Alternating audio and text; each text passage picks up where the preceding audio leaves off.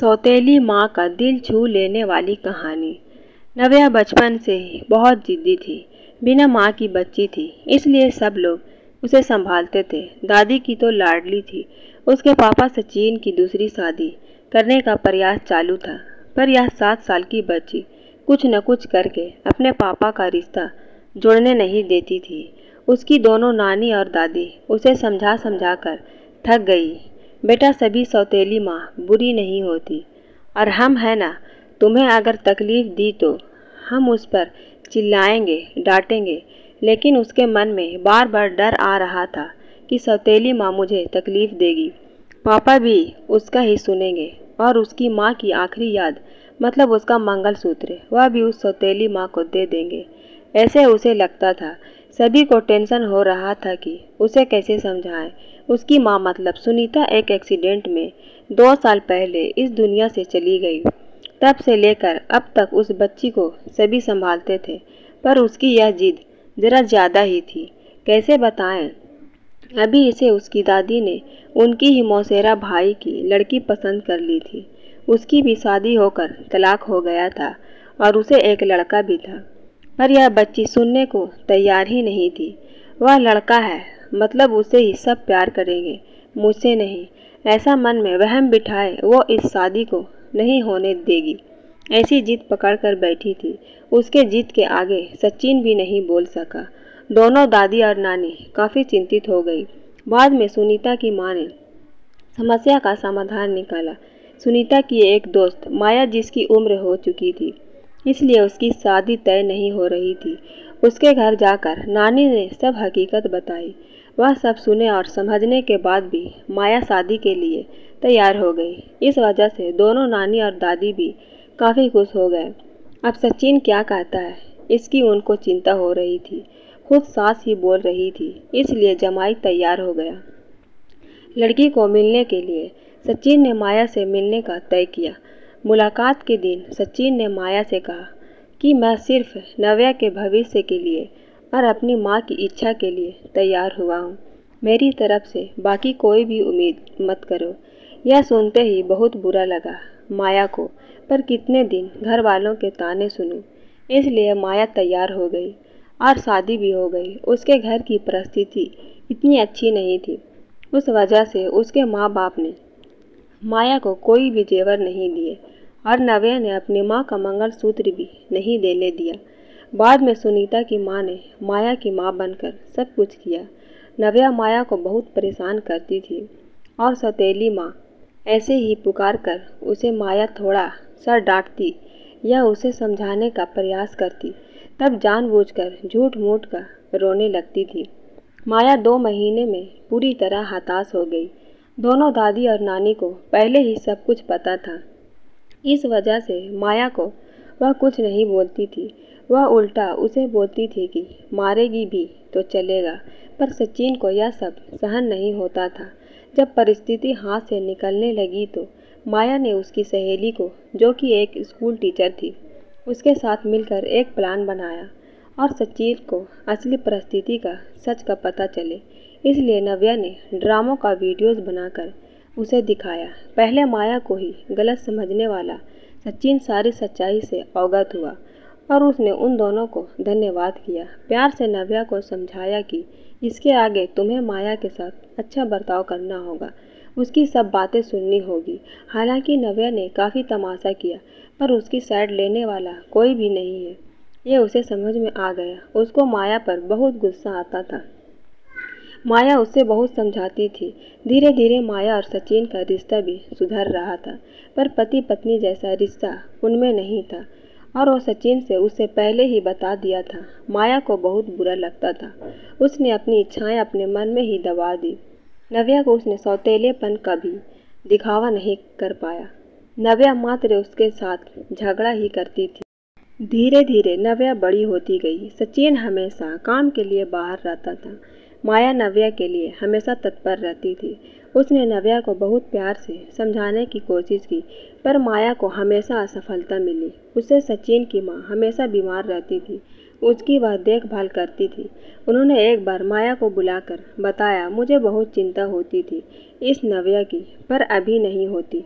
तुम हो ना, अभी मेरा कुछ भी हो जाए चलेगा, पर तुम्हारे लिए मुझे बहुत बुरा लगता है। जिस बच्ची के लिए तुम इतना करती हो उसकी उसे कीमत ही नहीं है। तभी माया मुस्कान के साथ बोली। नव्या को देखते हुए बोली, उसने मुझे हमेशा गलत ही समझा। हमेशा की तरह नव्या ने माया से बहुत झगड़ा किया। सचिन के घर पर आते ही उसको सब झूठ बताया, पर उसने भी नव्या को ही सुनाया। गुस्से से नव्या ने खाना भी नहीं खाया। माया ने भी खाना नहीं खाया। नव्या को समझाने के लिए गई तो माया ने कहा, मुझे तुम्हारी माँ की जगह नहीं चाहिए। उसकी आखिरी निशानी मतलब उसका मंगलसूत्र भी नहीं चाहिए। मुझे सिर्फ तुम माँ बोलकर पुकार लो। मेरे लिए उससे बड़ा कोई पुरस्कार नहीं होगा। जिस दिन तुम ऐसा करोगी उस दिन मुझे ममता का गहना मिल जाएगा। वही मेरा खरा पहला गहना होगा। पर नव्या सुनेगी तब ना। जैसा था वैसे ही सब चालू रहा। कई दिनों बाद दादी की तबीयत बिगड़ी। उन्होंने सचिन को बुलाया और कहा, माया बहुत अच्छी लड़की है। वह कभी भी भेदभाव नहीं करेगी। तुम उसको अपनी पत्नी की तरह स्वीकार कर लो। उसकी भी कोई उम्मीद होगी, तुमसे वह पूरा करो। ये आखिरी शब्द बोलकर दादी चल बसी। सचिन को माँ के वह शब्द कान में गूंज रहे थे। महीने हो गया तब भी वही शब्द का विचार करके गैलरी में शांत बैठा था। उतने में माया ने खाना खाने के लिए आ रहे हैं न ऐसा बोलकर बुलाने आई। सचिन का सब्र का बांध टूट गया। वह माया की गोद में सिर रखकर बहुत रोने लगा। आज 5 साल बाद पहली बार सचिन ने माया को छुआ। माया घबरा गई। उतने में नव्या वहाँ पर आ गई। इस वजह से वह विषय वहीं पर ही खत्म हो गया। कई दिनों के बाद वापस सब नॉर्मल हो गया।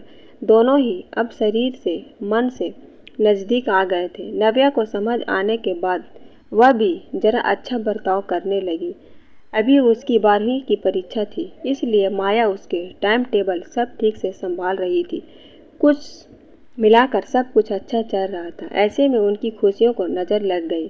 सचिन का भी एक्सीडेंट हो गया और वह भी गुजर गया। अभी माया और नव्या का दोनों ही थी।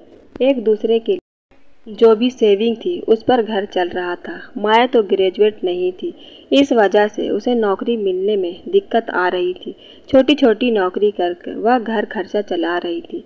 सचिन की सब सेविंग उसने नव्या के लिए रख दी। अब नव्या को प्यार हो गया था सुशांत नाम के लड़के से। इस वजह से माया ने उनका प्रेम विवाह करने का सोचा। सब लोग अच्छे हैं, नव्या भी खुश रहेगी, ऐसा उसे विश्वास था। पर सुशांत की मां खड़ूस थी। सचिन के जाने के बाद उसकी परिस्थिति भी अच्छी नहीं थी। नव्या शादी के बाद ज़्यादा गहने नहीं लेकर आई, इसलिए ससुराल वाले उसे तकलीफ दे रहे थे। उसकी सास सहेलियां घर पर आई थी नई दुल्हन से मिलने। तब नव्या की सौतेली माँ के बारे में बुरा भला बोल रही थी। सौतेली माँ है ना, इसलिए ऐसा जानबूझकर किया होगा। सब कुछ खुद के लिए रखा होगा और बेटी को लंका की पावर्ती बनाकर सिर्फ मंगलसूत्र पहनाकर भेज दिया और हंसने लगी। अभी उसका खुद पर का नियंत्रण टूट गया। मेरी माँ की आखिरी याद मतलब यह मंगलसूत्र है, जो मेरी इच्छा भी कि मैं ही इसे पहनूं। यह मंगलसूत्र मेरी माँ का आशीर्वाद का हाथ है और मेरी माया माँ को बुरा भला बोलने का तुम्हें कोई भी हक नहीं। आज वह है इसलिए मैं हूँ। उन्होंने मुझे अच्छे संस्कार दिए, डिसिप्लिन सिखाया, संयम और बड़ों का सम्मान। यह सब बातें कोई भी उम्मीद न रखते हुए सिखाया। पापा के जाने के बाद भी उन्होंने कमाए हुए एक पैसा भी खुद पर ना खर्च करते हुए सब पैसे मुझे दिए। अभी भी सौतेलेपन उन्हें मुझे नहीं दिखाया। मेरे लिए उन्होंने खुद का बच्चा तक नहीं होने दिया। पर मुझ पागल को कभी यह समझ में नहीं आया। उन्होंने मुझे सिर्फ और सिर्फ प्यार किया। मुझे उन्हें एक ही चीज़ चाहिए थी जो मैं कभी नहीं दे पाई। माया मन में डर गई। नव्या ने ऐसा क्या किया होगा, ऐसा क्या किया जो यह सब औरतें उसे देख रही है। तभी नव्या ने माया को गले लगाकर प्यार से माँ बुलाया। दोनों माँ बेटी सब भूलकर एक दूसरे की बाहों में गुम हो गई। औरतें जब कानाफूसी कर रही थी कि तभी नव्या बोली, आप सबको वह गहना देखना था ना। यही माँ बुलाकर ममता का गहना उसे चाहिए था।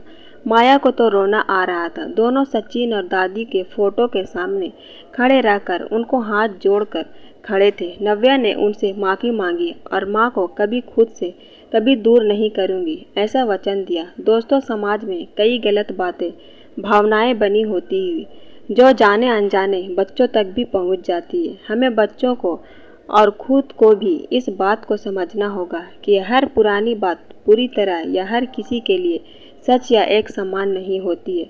किसी एक का सच दूसरे के लिए झूठ हो सकता है। इसलिए किसी भी बात को अपने दिल दिमाग में बिठाने से पहले उसकी सत्यता की कसौटी करना बेहद ज़रूरी हो जाता है।